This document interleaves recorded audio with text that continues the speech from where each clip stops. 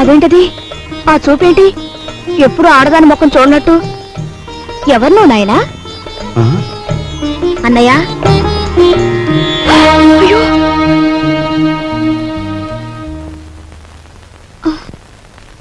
ఎవరమ్మాయి? పని మనిషిరా, ఇవాళే వచ్చింది. మన ఇంటికి పని మనిషి ఎందుకమ్మా? అదేమిట్రా, మీ అమ్మ ఒక్కతి పని చేసుకోలేక అవస్థ పడుతుందని నేనే కుదిర్చాను. అమ్మ ఒక్కతే చేయాలి, చెల్లెలున్నారుగా.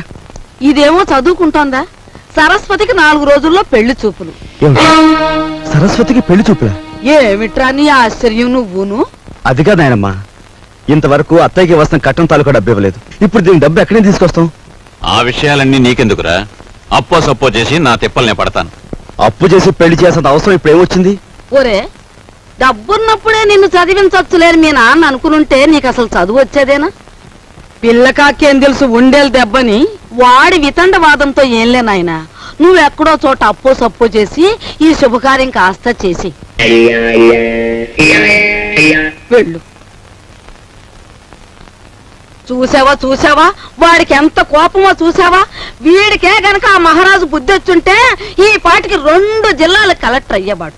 2 జిల్లాలకి.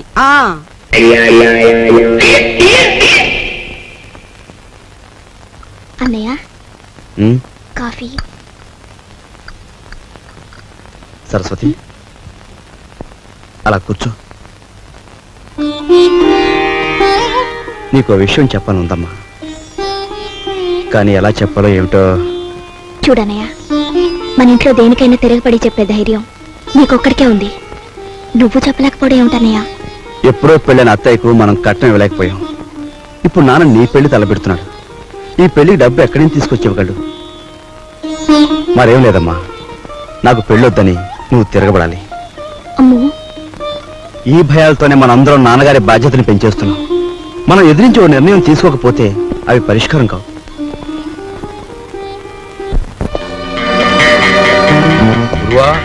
అంతా ఎంక్వైరీ చేశాను.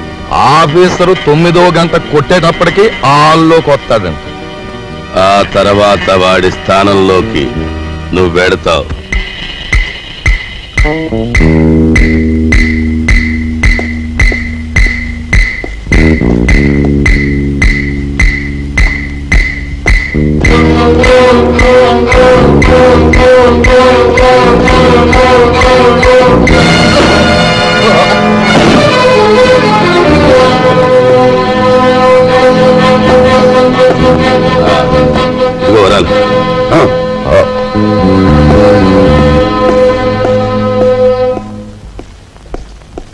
Good morning sir.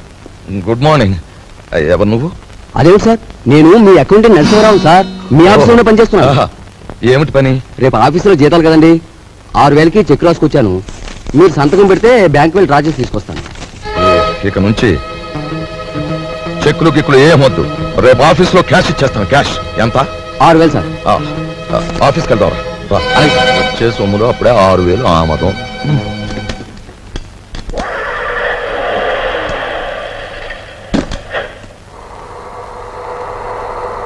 వాడు మా పెద్దబ్బాయి, ఎంఏ చదివాడు. నేను నిరుద్యోగిని. మరి మీరు? నిరుద్యోగ సంఘానికి అధ్యక్షుణ్ణి. మరి ఇది ఈ పెళ్ళేంటంటారా? ఉద్యోగం లేదే పెళ్లి చేసుకోకూడదు అనుకుంటే ఫర్ అంతే, అలా ముదిరిపోవడమే. మరి మీరు? నేను ముదిరిపోవడానికే నిశ్చయించుకున్నాను. చూడు మిస్టర్. Thank you.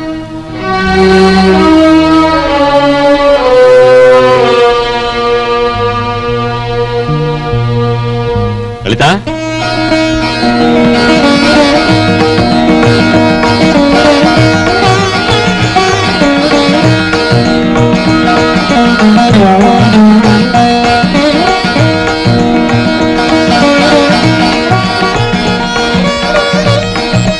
బావా రా బావా.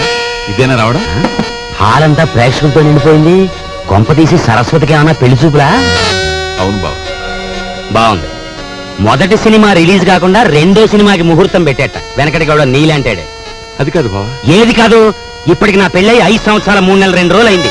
ఇంతవరకు నా కట్నానికి దిక్కులేదు. దానికి పెళ్ళా అంటే రేపటి నుంచి దాని మొగుడు కూడా నీ ఇంటి చుట్టూ కట్నం కోసం తిరుగుతూ కూర్చోవాలా? మా నాన్న కట్నమో అని ఫైట్ చేస్తున్నాను నన్ను. గొడవ దేనికి బావా? పెద్దలందరి ముందు. అవును, నా కట్నం ఎగ్గొట్టిన నువ్వో పెద్ద మనిషివి, నీ కూతురు చేసుకోవడానికి వచ్చిన ఆయన పెద్ద మనిషి, మధ్యలో నేను లోపలగాడిని, అంతేనా? అవును, ఇంతకీ ఏడా పెళ్లి కొడుకు తండ్రి? కొంపకి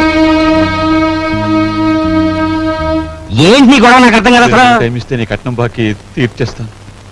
ఇదిగా ఇవన్నీ నాకు అనవసరం. నా కట్నం డబ్బు నాకు ఇస్తే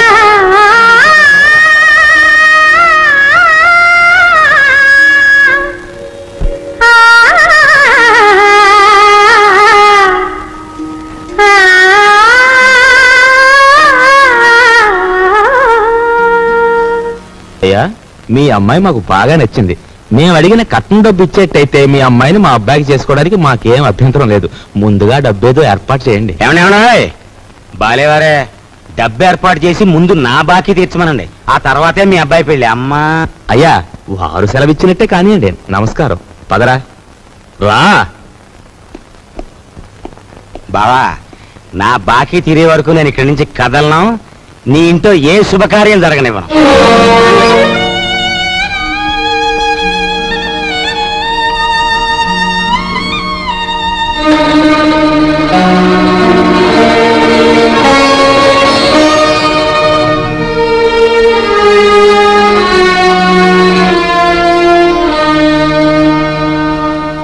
ఈ డబ్బుతో మీ పెళ్లి సంబంధం ఖాయం చేసుకునేందుకు నాకేం అభ్యంతరం లేదు. అయితే అనుకున్న కట్నం బ్యాలెన్స్ పెళ్లికి వారు ముందే ఇవ్వాలి.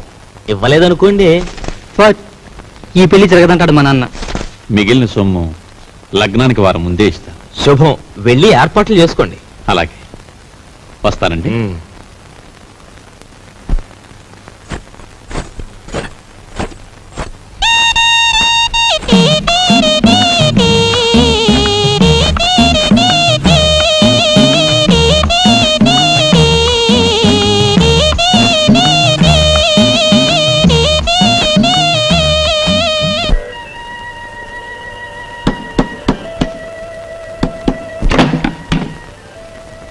లోపలికి రమంగి. చిచి, నువ్వు కాస్తంత లేవు, అందులోనూ చదువుకునే కుర్రాడివి. నీ గది నిండా బూతు బొమ్మలా. ఏంటయ్యా నువ్వు చదివేది? ఉండు, నీ పని చెప్తాను. అమ్మగారు, అయ్యగారు, పెద్దబ్బాయి గారు.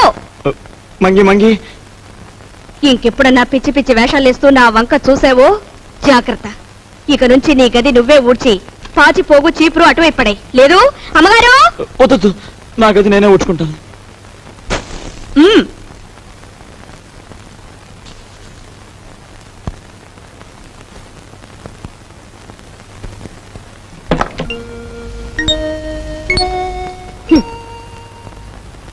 మీ నాన్నగారి గురించి ఎవరికి పడుతుందమ్మా? ఆయన్ని గురించి అహర్నిశలు ఆలోచించే నీకు నాకు తప్ప.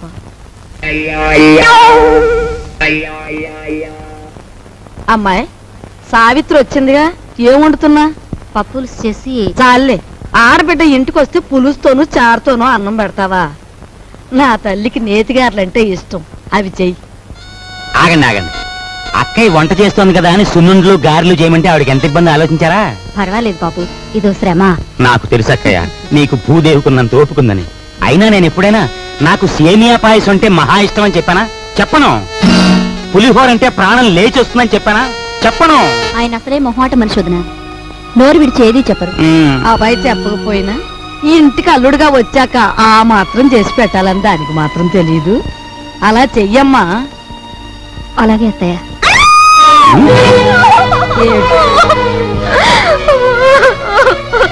ఏమిటే, ఏమైంది? ఎందుకు ఏడుస్తున్నావు? ఏమన్నా తేలు కుట్టిందా? పావుల నర్సాయికి ఫోన్ చేస్తా. తేలు కాదండి, చచ్చిపోయిన సన్యాసిరావు గారు చటుక్కున జ్ఞాపకం వచ్చారండి. ఆ మూల కూర్చుని ఏడుస్తావేమిటి? ఆ ఏడ్చా ఏడిపోదో ఇటు వచ్చాడు. ఈ కేడొచ్చండి. అవునన్నట్టు ఎవరో జ్ఞాపకం వచ్చి ఏడుస్తున్నావు కదా, హూ ఇస్ దట్ సన్యాసి? ఏదైనా ఫ్లాష్ బ్యాకా? ఏం బ్యాకో నాకు తెలియదు కానీ తమలాగే అతను కూడా ఒక రోజు అత్తారింటికి వచ్చాడండి. ఇంతకేం జరిగిందే? ఆయన గారు వచ్చి సరిగ్గా అయ్యగారు అడిగిన పిండి వంటలే చేయించుకొని తిన్నారండి. తింటే తినాలే, ఆ తర్వాత ఇంకా ఏం జరగాలంటే రాత్రి అయ్యేసరికి జ్వరం వచ్చిందండి. ఆ తర్వాత వాంతులండి. ఆ తర్వాత విరోచనాలండి. తీరా చూస్తే కలరా అన్నారండి. కలరానా? ఆ మర్నాడు పొద్దున ఆ బాబుగారు ధన్మని చచ్చిపోయారండి. ధన్మని చచ్చిపోయాడా? సరిగ్గా ఈయన అడిగిన పిండి వంటలు వద్దు, పాడు వద్దు కానీ నీకు నమస్కారం తల్లి, ముందే చెప్పావు. మనిషి బాగుంటే చాలేమ్మా, పిండి వంటలు లేకపోతే పోయాయి.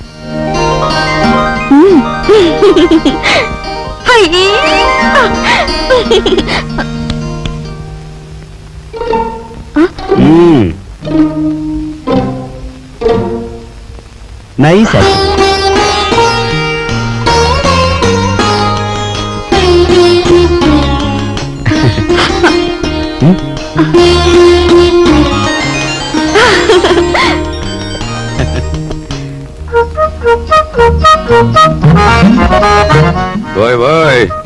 తొందరగా లాగించో లాగించు లాగించు అని జతకావాడు గుర్రపు తోగలాగినట్లు లాగుతుంటే తెరుచుకోవద్దు. దీని నంబర్లు తెప్పలేక నాకు దెమ్మ తిరిగిపోయి బొమ్మ కనిపించేస్తా. అంత చికాకున్నా వాడివి జీతాలు క్యాష్ పేమెంట్ ఇస్తాను ఎందుకు ఒప్పుకున్నారా బేవర్స్ నా కొడక? ఒప్పుకోక సావమంటావా? సంతకం పెట్టడానికి సిద్ధపడితే చెక్కు మీద అంతే మన బండారం బయటపడిపోయి స్వామియే శరణం. స్వామియే శరణం. ఫ్యామిలీ లేడీ వస్తున్నట్టు వెళ్ళి దాక్కుంటు దాక్కు. స్వామియే శరణం, స్వామియే శరణం, స్వామియే శరణం. పాలు తీసుకోండి. తీసుకుంటాను, అలా ఉంచు. రేపు ఆఫీసులో జీతాలు ఇవ్వాలి. సేఫ్ లో ఒక 6,000 తీసి నా బ్రీఫ్ కేసులో ఉంచు. అదేంటండి ఎప్పుడూ లేని ఈనపెట్లో నుంచి నన్ను డబ్బు తీయమంటున్నారు? వ్రతంలో ఉన్నాను కదా, పాపిష్టి డబ్బు చేత్తో ముట్టుకోవడం ఎందుకు అని. దీని నంబర్లు నాకెప్పుడు చెప్పలేదు కదా, ఇప్పుడైనా చెప్పండి, తీసిస్తాను. ఎన్నాళ్ళు లేని డబ్బు యాతన ఇప్పుడు మాత్రం నీకెందుకు? స్వామియే శరణం. నే పూజ చేసి పడుకుంటాను, నువ్వు వెళ్ళి పడుకో. అలాగే. స్వామియే శరణం. ఆఫీసర్ గారికి ఇనపెట్టే కాదు, ఇళ్ళాలు కూడా లాసే. నోరు మీద వచ్చిందే ఎదవ పని మీద, అందులో మళ్ళీ విచారం ఐడియా ఒకట. ఆవిడనే కాదు, పని పిల్ల గురించి నువ్వు పల్లెత్తు మాట మాట్లాడిన పళ్ళు పిక్సి చేతులు పెట్టేస్తాను. పెట్టేద్దు గానీ ముందు ఆ పని చూడు. నేను చూడలేను బాబు, నంబర్లు తిప్పుతుంటే అలు చేతులు లాగేస్తున్నాయి. ఈ కుంట నా కొడుకును మొయ్యలేక నా నడుము లాగేస్తుందా బాబా. పని చూడు. సత్తే తలిపేసి నువ్వు పని చూడు. నేనా?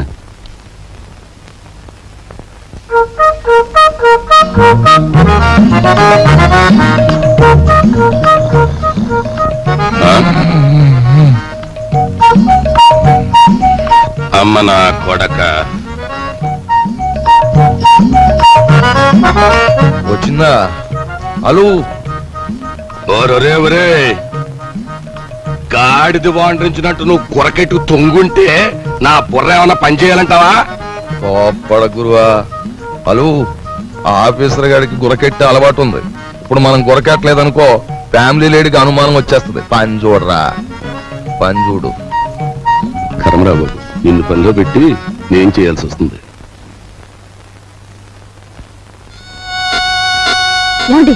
వచ్చా అన్నయ్య వచ్చేస్తున్నాడు. అసలు విషయం తేలిపోవాలి. జాడిని చదివిపెట్టండి, ఊరుకుంటే లాభం లేదు.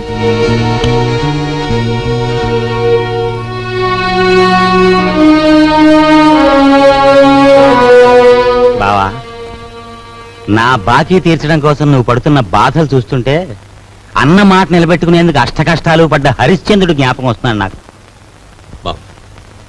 ఎంతకు నువ్వు చెప్పేదేమిటి? ఏముంది, నువ్వు హరిశ్చంద్రుడివి, మా నాన్నేమో విశ్వామిత్రుడు. నేను నక్షత్రకుండా అయిపోయాను అనవసరంగా.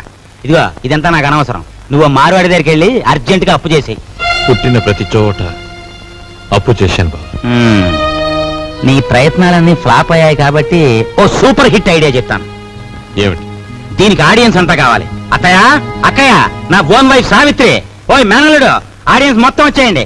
కమాన్. బావ కష్టాలన్నీ గట్టెక్కిపోవడానికి నేను 70mm ఐడియా ఇస్తున్నాను. అందరూ జాగ్రత్తగా వినండి. పెద్దాపురం బసవయ్య గారి అమ్మాయిని మన రాజుకిచ్చి పెళ్లి చేసేస్తే వాళ్ళు భారీ ఎత్తున కట్నం ఇస్తారు. దాంతో ముందు నా కట్నం బాకీ తీర్చేయచ్చు. మన సరస్వతి పెళ్లి చేసేయచ్చు. మిగిలిన బ్యాలెన్స్ డబ్బుతో ఒక ఇల్లి కొట్టు పెట్టుకోవచ్చు. కాకపోతే ఏంటంటే ఆ అమ్మాయికి ఒక కన్ను గుడ్డి ఒక కాలు కుంటి. వెధవ సలహాలు ఒక నోరు మూసుకో. మా రక్తం ఓడ్చైనా సరే నీ కట్టిన డబ్బులు నీకు సెటిల్ చేస్తాం. అంతవరకు తేరగా తింటూ కూర్చో. అంతేగాని ఇంకెప్పుడు ఇలాంటి పిచ్చి పిచ్చి సలహాలు మాత్రం ఇవ్వకు. జాగ్రత్త. ఏమిటన్నయ్యా మనిషి అంత మనిషి మీ బావను పట్టుకొని వాడంతంత మాట్లాడుతుంటే నువ్వు చూస్తూ ఊరుకుంటావా? ఒరే పెద్దంతరం చిన్నంతరం లేకుండా ఇంటి అల్లుండి పట్టుకుని అట్ట ఎత్తి పొదేస్తే ఆడికి కాస్త గడ్డి పెట్టలేవు. లలిత ఎండలో అలసిపోయి వచ్చాడు, వెళ్ళి వాడికి అన్నం పెట్టు. అమ్మో అమ్మో అయ్యో ఏయ్,